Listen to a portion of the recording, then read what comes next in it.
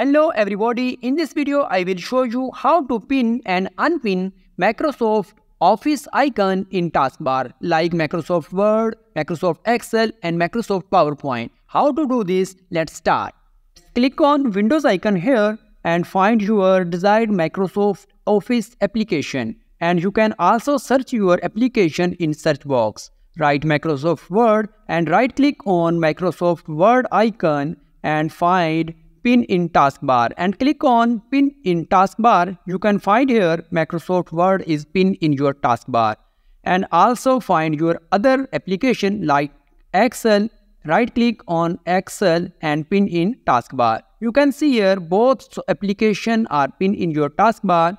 You can unpin by right click on these icon and click on unpin from taskbar. Hope so this video will be helpful for you. See you in next video. Goodbye.